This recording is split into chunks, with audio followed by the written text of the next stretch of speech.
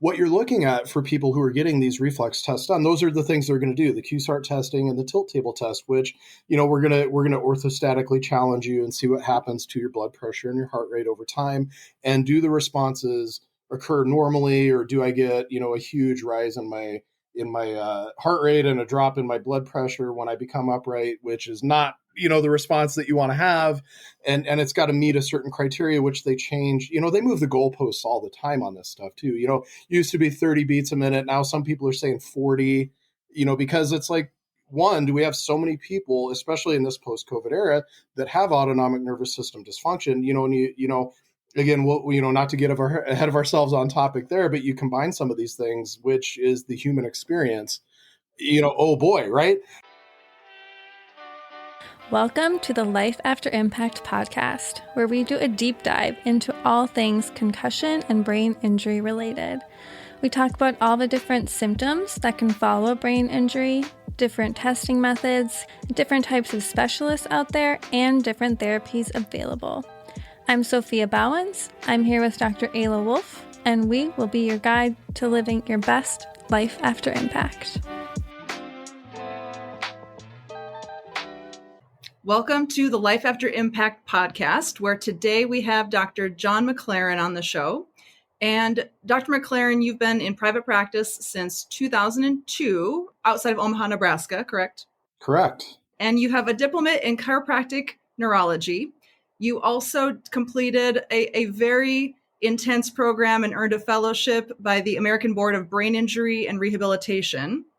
And then if that wasn't enough, Yes. You actually went back to school. You already have a doctorate degree, but you went back to school. You got a master's degree in clinical neuroscience, where you spent a lot of time studying traumatic brain injuries, as well as dysautonomia. And then you earned your master's in clinical neuroscience. You're on the faculty of the Carrick Institute. You've had the honor of presenting at the International Symposium of Clinical Neuroscience, and you specialize in your practice in brain injuries, concussions, and different neurological disorders. So I'm thrilled to have you on the show. As one of my teachers, I find you to be just a wealth of information and so generous in sharing your information. So thank you so much for being here. That is about the greatest introduction I could ever ask for. Thank you so much for the kind words. And yeah, I've done all that. I guilty as charged. My wife would say it's just because you're bored, or things like that. But the thing that is great about clinical practice, and when you get into this stuff, you just you dip your toes in a little bit, and it's like, oh, I'll just go to it's like, I'll just go to the first TBI seminar. I'll get some guidelines. I already kind of know what I'm doing. And then I'm like, I don't know what I'm doing at all. So here I am, like I said, sucking that from the fire hose, trying to get more, and, you're in over your head. And it's definitely something you can never know enough in this practice. You same with you, you're super duper credentialed, and you just keep going. And I am so excited for your book. Thank you. Personally, and for my patients and anybody else that I'd refer to. So put me on the list. Thank you for that. And, you are so right. I think every single patient comes in and presents with their own unique challenges that forces us to constantly be learning more. And it's never ending. I mean, even with my book, I reference papers that were published in January of 2025 in my book. It's just the amount of new stuff coming out is so good. It is. And that's the thing. You go one more paper. I remember when I did my long COVID class, I found a paper, I think it was that week or the week before, that got published. And it's like, hey guys, this is hot off the press. I don't even have a citation for it yet. So it's the way it goes for sure. You find stuff all the time. And it's kind of nice when assertions you make in your research get validated kind of at the last second like that too. It's really, really fun. Absolutely. Things like patterns that you were seeing or things that you observed, all of a sudden someone publishes a research paper on it and you go, okay, so I'm not crazy. I really am, seeing this correctly. Yeah. And yeah, I'm not the only person that saw this. Or you find stuff that was way, way buried in the weeds, and it for some reason, it wasn't really spoken about a lot. But then, a lot with the olfaction and the long COVID, that was really, really big. And it was nice to see that, because the olfaction, I always said it's kind of like the redheaded stepchild of our it's a vestigial sense. It doesn't mean much. And then COVID happens and everybody's like, well, I guess olfaction is probably pretty important for cognitive function and so Yes. on. I mean, So, the amount of anxiety that people were having when they couldn't smell. And I think people don't realize, when you can't smell, you don't know if your house is on fire. And that, not yeah. knowing can create tons of anxiety when you when you lose that sense. Oh, for sure. Yeah. Or, even simple things like, well, the baby's got a loaded diaper and, stuff like that. You just go, geez. It's like, I don't want to smell it, but you kind of want to know for the Right. kid, Yeah, right? exactly. Right. You do need to know if the diaper change needs to happen. Yeah, Oh, funny. exactly. Yes. Well, I did read a study that said that 55% of people after a traumatic brain injury have changes in their smell that lasted for, up to a year afterwards. I've certainly had patients that have experienced a loss of smell longer than that. So, Yeah, also with brain years. injuries, that loss of smell can be a symptom as well. Why don't you give us some Yeah, of your background in terms of what led you to not only study chiropractic, but then to specialize in neurology specifically? you got it. Yeah, so how did I get here, so to speak? And the thing, and in listening to you guys in the podcast and in our discussions from before too, we always, when we kind of choose our healthcare profession, we have kind of a horse in the race, so to speak, or things like that. I was a high school student at Cornhusker Boys State. The boys and girls state programs are these Legion programs that they do for like leadership development and things like that for high school, like juniors going into senior year. I was at Cornhusker Boys State my junior going into my senior year, and I get a call from my mom. Your dad was in an accident. Um, and I think I had some friends in the room, and we were meeting with one of my friends who was like this gubernatorial candidate, and my face goes white, and one of the guys is like, all right, get out of the room, guys, clear the room for John, and then mom tells me the whole details. My dad was a locomotive engineer, and he was on a train headed I can't remember which was eastbound, which was westbound. Now it's been, it was 1994. He was headed one direction and there were two trains headed the other direction. There was a signal failure, lightning, and these kind of things that happened. One train ran into the other. This wreckage goes everywhere, and my dad was in an oncoming train, and his conductor jumped off the train, and dad was thrown off the train as these things collided, landed on his head, his neck, and so on. Luckily was not paralyzed. Worse, what gets up, sees stars, claws his way up the hill, this kind of thing. And they run for their lives. They get away far enough and they just watch the carnage happen. And then ambulances come in and they transport them to North Platte, which is a central Nebraska town that's kind of got the hub for emergency services and things like that. And his doctor in North Platte was our childhood my childhood doctor. He'd moved on, and so it was kind of nice to get a familial connection. Nebraska's small like that. I grew up in Western Nebraska, so then I became intimately familiar with the world of traumatic brain injury. It took a little while for my dad to get the diagnosis. He's diagnosed with a traumatic brain injury, PTSD, which some of the things we're going to be talking about today. All these kind of things. He had a neck injury as well, which I have loved the way you guys have talked about neck injury on the podcast so far. I mean, chef's kiss. You guys nail that stuff super well.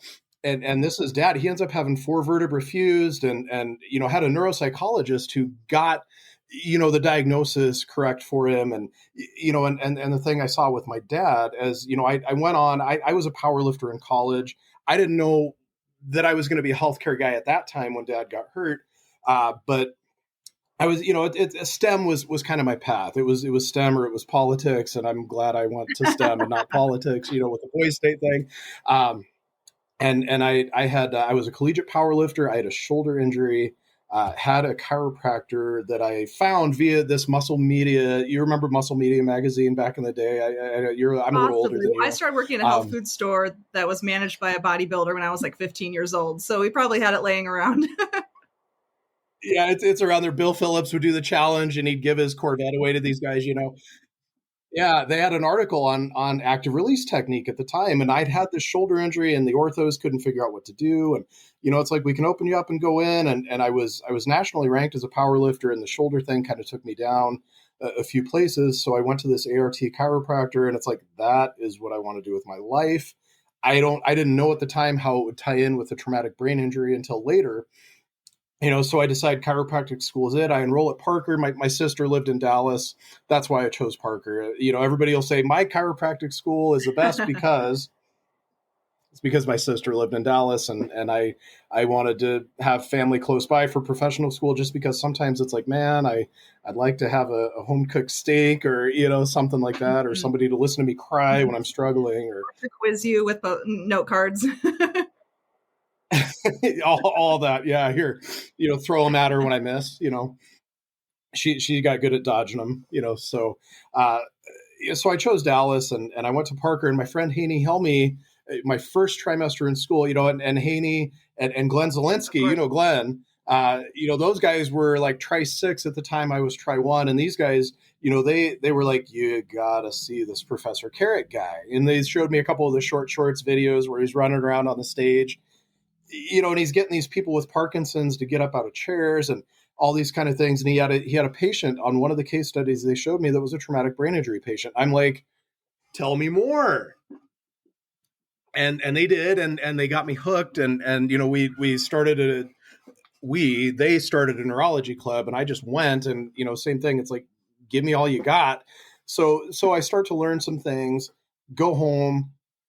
Maybe some of this stuff, my dad had residuals. I went to chiropractic school in 98, so I'd go home for breaks, like, as these guys kind of introduced me to some of the principles of examination and treatment. Let's try it with Dad. Dad's balance is terrible, eyes closed, when he tips his head back, things like that. He'd had some fusion in his neck and things like that too. So it's one of those really complicated cases. It's like, right away, I got a cool TBI case before I even leave school whenever I want.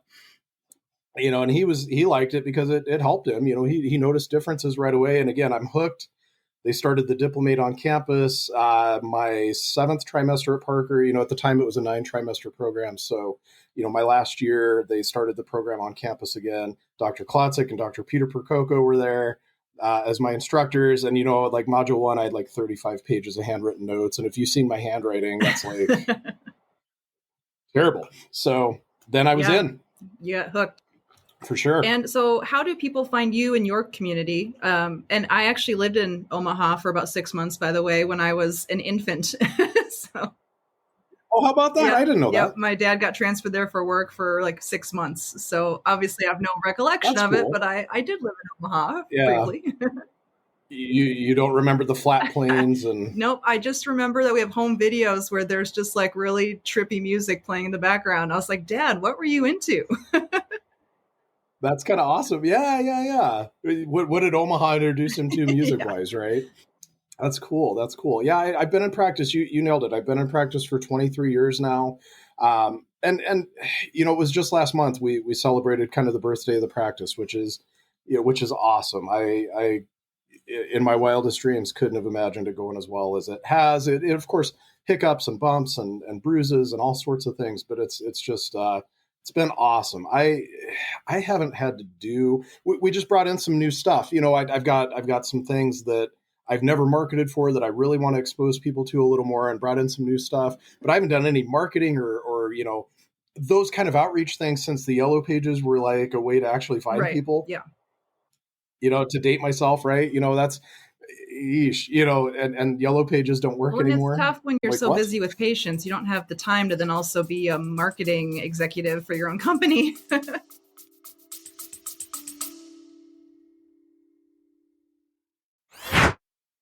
I've been drinking Purity coffee now for over 2 years, and one of the things that I absolutely love about Purity coffee is the fact that they do rigorous testing for mold toxins, pesticides, and heavy metals, which allows me to be able to drink their coffee and rest easy knowing that I am not consuming toxic chemicals, mycotoxins, or possibly heavy metals. I know a lot of our listeners are paying a lot of attention to their health and trying to do everything they can to stay healthy. And if you are a coffee drinker, One of the things that I would recommend is making sure that you're drinking a coffee that isn't putting more toxins into your body. If you would like to try Purity Coffee, you can get 20% off your first order using our promo code LIFEAFTER20 by going to puritycoffee.com and entering that in the promo code box at checkout.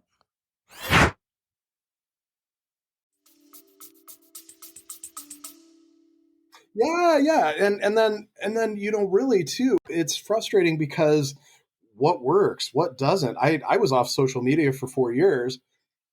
And I just jumped on a couple weeks ago. There was a guy that's like, "Oh my God, you're still alive." I'm like, "Hey, I've been here. We've had our website and things like that this whole time, but yeah, I got off for 4 years, and I decided to get back on again to kind of expose some of these new things. And yeah, taking the faculty position, I wanted people to have more than one avenue to get a hold of me. Sometimes, like Becca and Trish and Sammy are so busy. You reach out to the Carrick Institute. They're doing so many things. It's like, just Facebook me, that kind of thing, or whatever. So you don't have to bother them with it, even though they're super great at taking care of people. So it's like, yeah, let's get back on. And I just today, and so, you start posting things like, here's another hyperbaric treatment, or here's some pulsed EMF that we're offering for, all the stuff you would offer that for now. Like my, and of course, because I've been dead for 4 years on Facebook, nobody's watching me anymore or anything. Yep. Anyway. And then today I took the wife and kids to brunch before this, and I posted a food picture because I'm like, I haven't seen a food picture since I've been on Facebook. More engagement with that than any of my work stuff. I totally know that. Like, I will post, a link to a blog that I think is just so rich with information, and it gets like one like, and then I post a picture of my dog and it gets like 55 likes, and you're just like, all right, the animals win every time. Yeah, everybody's like, I want to hug him, that kind of thing. Yeah. Yeah, I know. I'm giving you the like on the post, and you're like, well, that's great, but it doesn't help, Yeah, so it's fun, but it's really good. And the thing I think with me, and in developing, your practice goes through transitions, especially when you've been through as long as I have. I've always done functional neurology, and some of the soft tissue techniques that athletes like have always spoke to me really well. I know, like, Mark Ellis does a ton of soft tissue as part of his practice, and it's like, you're speaking my language, man, because I've been remapping collicular aspects like he has with the soft tissue work all along. And that was a huge emphasis on my practice, especially early on, and you see movement disorder cases and TBI cases, and you do some things, and there wasn't a Facebook forum for collaboration like there is now, or any of that kind of stuff. So, it's like, I'd call the one or two people I knew, and they're like, I don't know, and we just kind of learned to try, what would an optokinetic do in this situation, or things like that. And then, the TBI fellowship program starts, and I found out how behind I was a lot of other people when I first got into that, because, we have so many people in this Carrick trained, variety of disciplines between, your acupuncturists, the physical therapists that are doing it, the nurse and nurse practitioner people that are doing it. I mean, you look at Melissa Biscardi's work, right? Those kind of things, just amazing. And even medical doctors that really are fascinated with this kind of work. So, a lot of it, originally, it was a lot of doctors of chiropractic, and then Professor Carrick built the bridges. And here it is. It's like, hey, we're not the only people that can do this stuff. There's an evidence base for it. And it really, I think it's impressed so many varieties of people, and you can really tie it into whatever kind of practice you want. So I just think we have people that are trained really well. I've gotten to where, Carla Mellenbacher made a connection for me with somebody who's a speech language pathologist in our community, in that they went out to see her when she was out in California for TBI, because, again, I wasn't marketing that I was in TBI, and they live in my community. So Carla's like, go see John when you get back home. And the thing organically grew. Tammy got me involved with the Brain Injury Alliance, and I've spoken at their state annual conference. I've done a lot of their support group work and things like that. So it really kind of got me into that community. I've done some collabs at the hospital up there where we've rounded with each other. I've rounded with them. They've come and rounded with me. And a lot of times now, some of the SLPs that are doing a lot of the TBI workup, there's speech and language pathologists. They get a ton of this stuff, and they get a ton of really complex TBIs. And sometimes the thing, and again, a lot of people are doing TBI work now in a variety of professions because there's so much of it out there and there's such a need, but people have a tendency to not blend things together because of, differences in training and things like that. And that's the thing Professor Carrick has kind of showed us, is we can blend principles from every specialty together into what he calls head-eye vestibular motion therapy or those kind of things. So it's like, hey, John, I got one. I've done XYZ. Can I send them over? And of course it's like, well, yeah, please. Some of them are really, really tough, and I get why there's struggles there for sure. So that's one of the ways I've kind of become known in the community. A lot of it is referral, from internal patients. It's like, hey, my cousin's sister's brother had a TBI. Can they come see you? And it's like, well, yeah, of course. I'm here. And that's the thing. I think people don't want these cookie cutter approaches, that you can find that just like any modality on its own, you kind of get that 80-10-10 rule. Maybe it works for 80% of people, 10% of people it somewhat works for, and 10% are your non-responders that need to move on to something else. Yeah. Short answer. Short answer. You get a lot of people in the community who know your specialty. And so one of the things that I know you worked really hard on was this presentation on long COVID that you taught for the Carrick Institute. And I know a huge part of that was a deep dive into autonomic nervous system dysfunction. And so I wanted to, have you maybe talk a little bit about autonomic nervous system dysfunction that you see, not only with long COVID, but also that is one of the things that when patients come to me that I often find has been the thing that's been undiagnosed until they come in and I start paying attention to it. And so a lot of, at least in where I live, I know there's like a 3 to 6 month waiting list for people when they get referred to these conventional big hospitals for their autonomic reflex testing. So it's great that we have some really great tools that we can do bedside that, don't have a 6 month waiting list or don't require, some super high tech.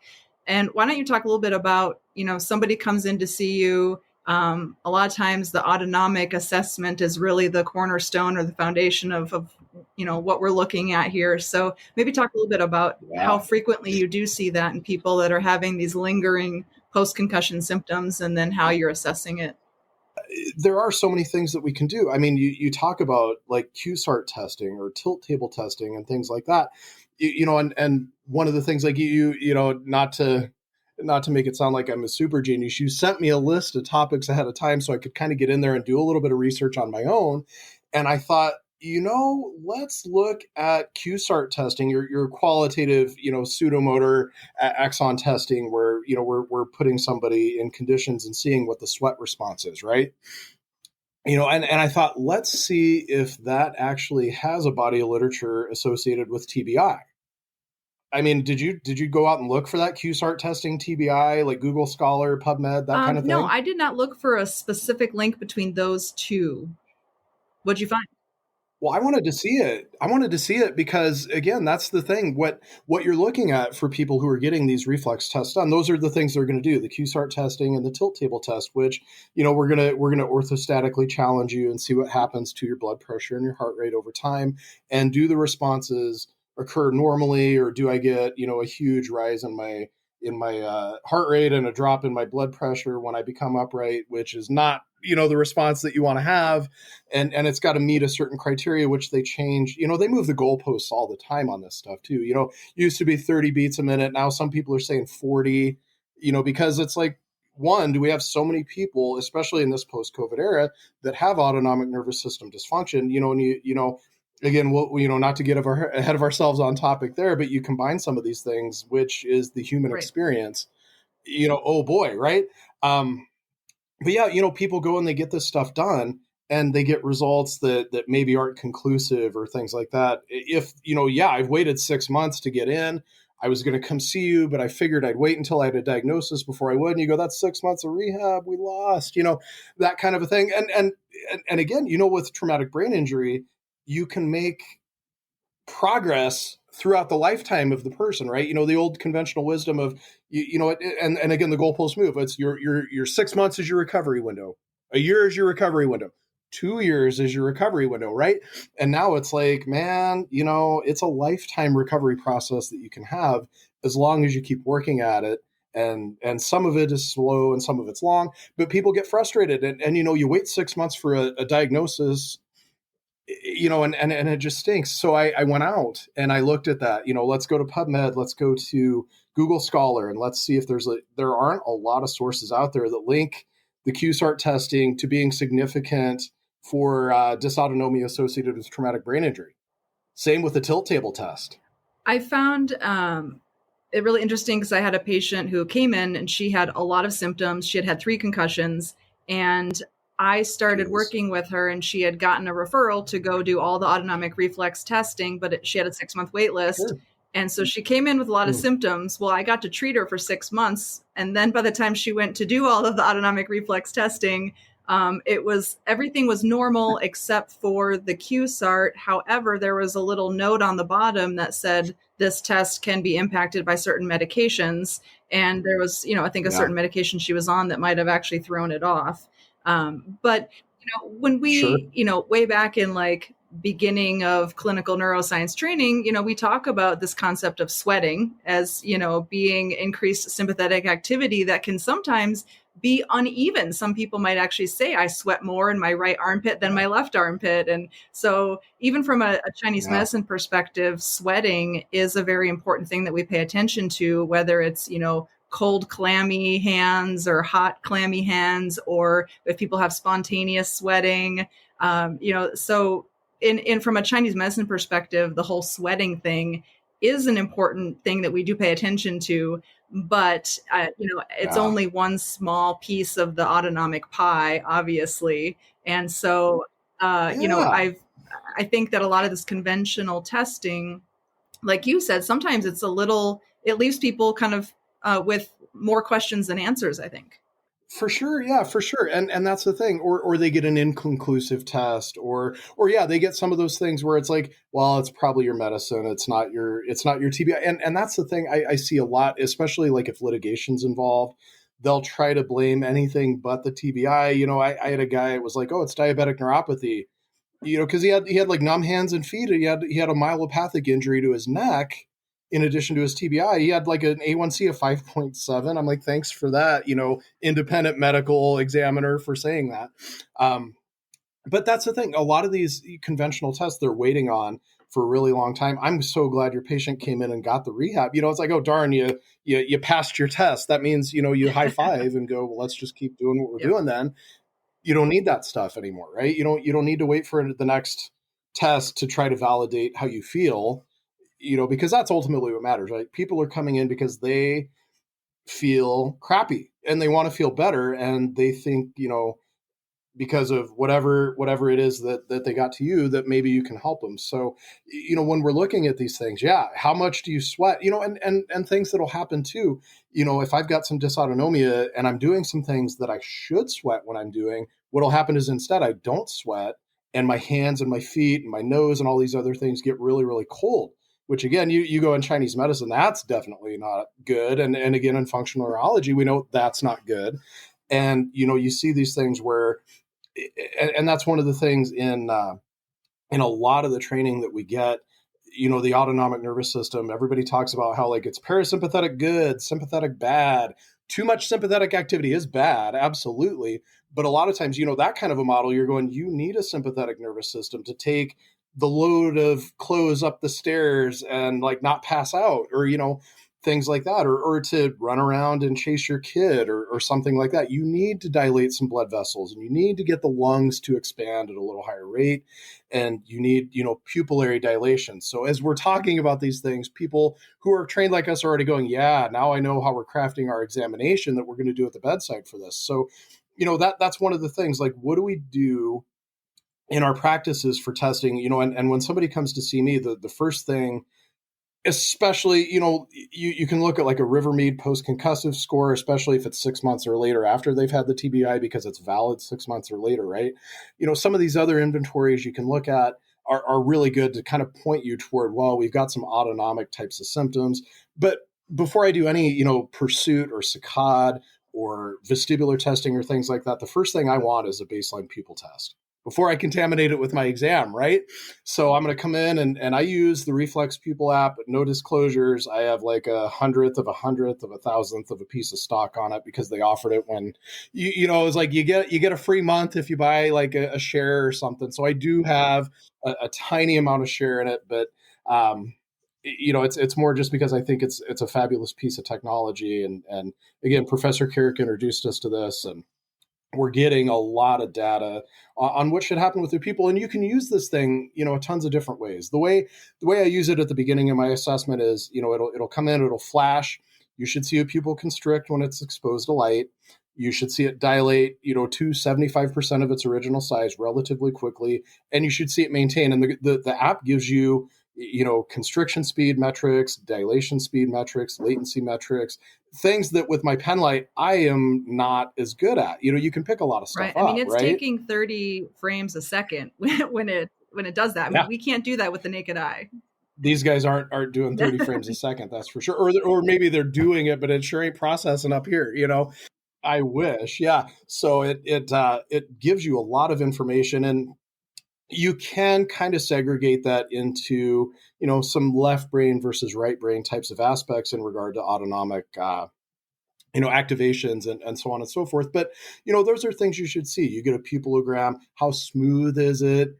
How much does it constrict, dilate? Do they maintain that throughout the process? That's the first thing I'm doing before I do really anything else other than maybe gabbing with somebody a little bit. So we'll get some pupils, we'll get some blood pressures bilaterally. Well, and some of those reference ranges for the pupil metrics are actually very narrow as far as like what's considered a normal latency between the light flashing and the pupil constricting, and so though, again, like those windows of time that are measured in milliseconds, very hard to see with the naked eye if you just shine a pen light in someone's eye. So I also love that app, that Pupillary Light Reflex, for that reason, is to be able to capture a latency down to a certain millisecond, and knowing that the normal reference range is so narrow, you do start to be able to see, this orchestra between the parasympathetic and sympathetic nervous systems in this test that takes 15 seconds to do.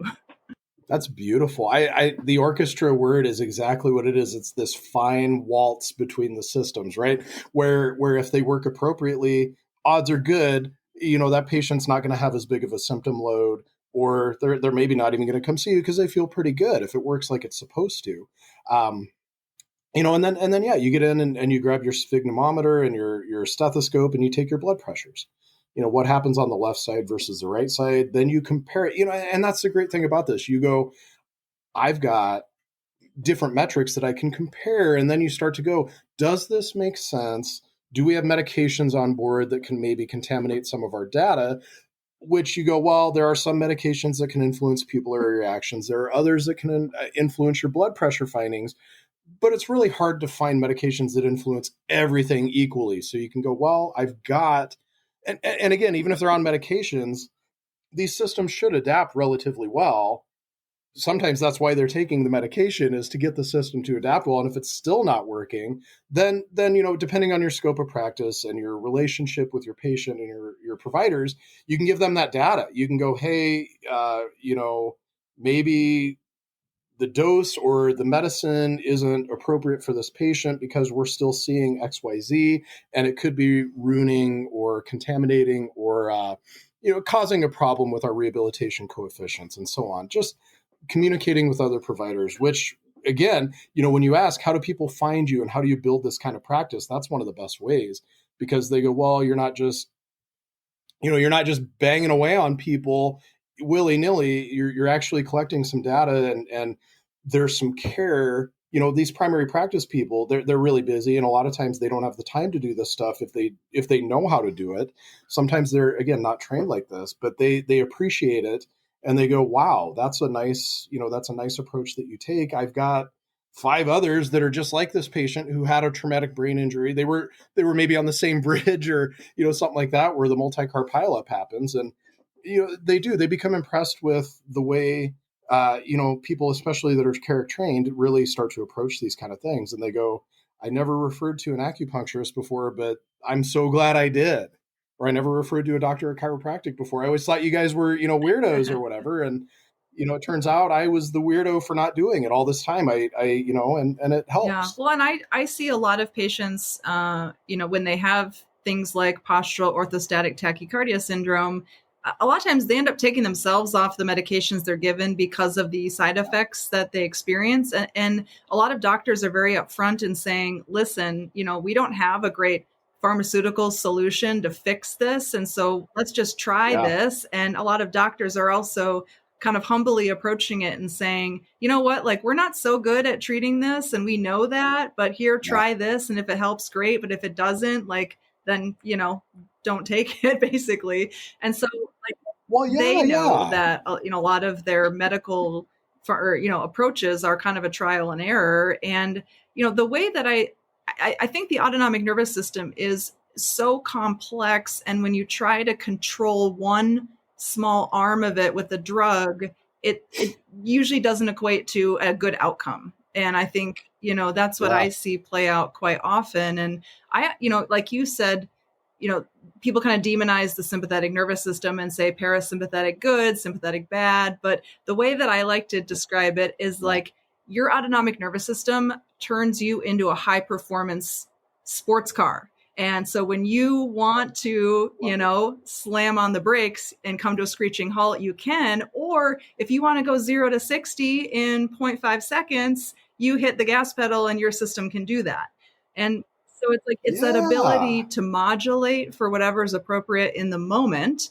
And in some cases, if you're powerlifting, you got to have that sympathetic output. Otherwise, you're not going to be a good power lifter.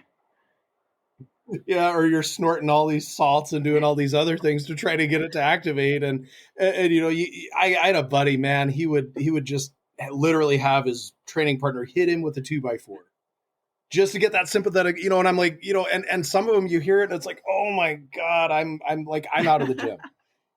I'm like, if you guys slap me like that, I'm gonna slap you back and I'm out.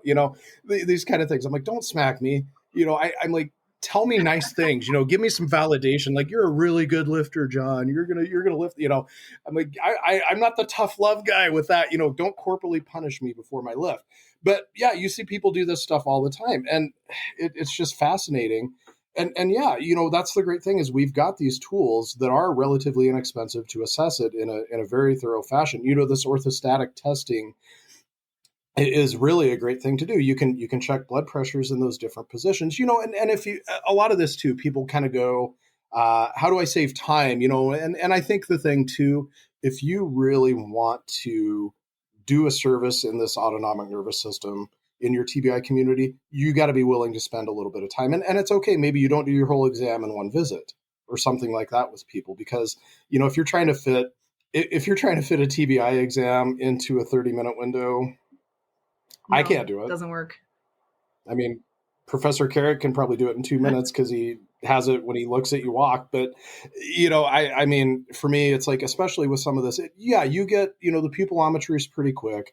Blood pressures are pretty quick, but you got to spend some time and you've got to try some different therapies and kind of see what happens as well. So you can do a pulse. I mean, you got a pulse ox. If you don't have a blood pressure cuff and a stethoscope and a pulse ox, don't do this kind of work, right? I mean, and we should all have those things probably after our professional school or things like that. The pulse ox, get a good one. Don't buy the $20 junky one off Amazon or from Walgreens. Nothing against Walgreens, but get a good one like a Nonin or something like that. My brother was a critical care nurse for a really long time, and he's like, don't, and these are guys, those measurements, their life and death for the things that they're doing. He was a flight nurse. He's a nurse anesthetist now, and he's like, you really want good equipment if you're going to do that stuff. And again, Professor Carrick would say the same thing. Get a good pulse ox, get a good stethoscope, and auscultate the heart too. You can find so much with regards to the autonomic nervous system by what happens with heart sounds. It not only, is there a murmur or something like that, which you should find if they have autonomic nervous systems. Do they have a primary cardiovascular issue? But you can listen to your S1 and S2 sounds, have them turn the head just like we would in a posturographic exam. You go, well, if I turn the head to the left and I've got differences in S2 splitting or, some muffling of an S1 sound or things like that, then I know those are things that aren't supposed to normally happen a whole lot with physiology, right? Now I've got a deviation from what, and that's the thing, like we get normal physiology in our schooling. What is a deviation from that? Is that related to how I get blood and oxygen to my body? That's what your autonomic nervous system does. Yeah. And like I said, I just got back on social media. I mean, I go down my feed and everybody's got a way to activate the vagus. Right. It's the new hypoglycemia, right? It's like everybody's firing that vagus up, due to the cold plunge and breathe this way and eat these foods and all these kind of things. And that's great that people are talking about it. I see like Nate Kaiser's post. He did the dysautonomia program for the Carrick Institute. He's like, he kind of takes some of these things and he's like, yeah, but. Right. Well, and, when I've taught different classes, because, you have the auricular branch of the vagus nerve. So a lot of acupuncturists are really into auricular acupuncture for that reason. And so a lot of times I kind of have to say like, hey guys, the vagus nerve does not have a brain of its own. Like it's not making its own decisions here. And so what you really need to understand is the connections of the vagus nerve into all these different parts of the central autonomic network, and that you actually need to be paying maybe a little bit more attention to what's happening above the vagus nerve. It's ideal, right? Yeah. It's like, don't look at me down here, look at me up here, right? It matters, right? It really does. And sometimes it's okay. You have to, with some of these people where they've got this phenotype, that sympathetic nervous system is really, really overactive. Those pupils are constricting and then dilating like really, really big and really, really fast. The heart rate's really high. The blood pressure is a little high. You've got a huge discrepancy between left side and right side blood pressures. Again, these are all things like, the primary question was, how do we examine these? As people are listening, they can go, so I'm checking blood pressures on both sides. I'm checking blood pressure lying down versus seated versus standing. You can go ahead and check blood pressure in dual task settings if you really want to. Again, how much time do you want to spend on it? But you should do some of these aspects for sure. What does the heart rate do when I change positions? And those are things when people see that those things break down, here they go. They may need some vagal nerve stimulation until you get those connections, those drivers of the vagal activity to work the way that they're supposed to, which when they've got a traumatic brain injury, that's what they're telling you is, hey, I've got some issues. A lot of that really is rooted in those white matter connections, right? You get this white matter connectivity. I'm really excited. There's a clinic in town now. They're an MRI and imaging center. They do DTI. Oh, cool. It's commercially available. Yeah. So it's like, I am going to be sending you more than you probably want to deal with. Right. Just because the work they're doing with that, we're looking at these connections between the cerebral cortex and the brainstem. We're looking at the connections between the cerebellum and the brainstem. How does the cerebellum drive into these centers? How does the cortex drive in? Because you should get some activation of inhibition and so on and so forth, so that orchestra plays the way that it's supposed to. Yeah, I want to be the Ferrari, that you're talking about. I want to be able to rest and digest when I want. And, somebody breaks in, I've had the big steak and somebody breaks into my house. I want to be ready, right away. I want to go, come back in 20 minutes. Once this thing's digested, I got to get slapped in the back by my buddy with the 2x4 so I can fight you out of my house, those kind of things. So, that's the thing. I want that system to be primed and ready to go.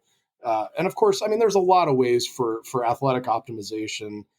I think a lot of the strategies they're doing may be unknowingly helping to harness these aspects or knowingly, to get them to work like they're supposed to. This was part 1 of my interview with Dr. John McClaren. The second half of our conversation will be available next week. If you have a specific topic you would like to learn more about, please leave us a message either by clicking the Send Us a Text link in the show notes or emailing us at lifeafterimpact@gmail.com. You can also follow us on Instagram at lifeafterimpact. And sign up for our latest news and announcements by going to lifeafterimpact.com. Thanks so much for listening to today's show.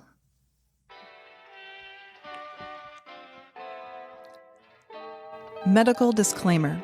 This video or podcast is for general informational purposes only and does not constitute the practice of medicine or other professional healthcare services, including the giving of medical advice. No doctor-patient relationship is formed. The use of this information and materials included is at the user's own risk. The content of this video or podcast is not intended to be a substitute for medical advice, diagnosis, or treatment, and consumers of this information should seek the advice of a medical professional for any and all health-related issues. A link to our full medical disclaimer is available in the notes.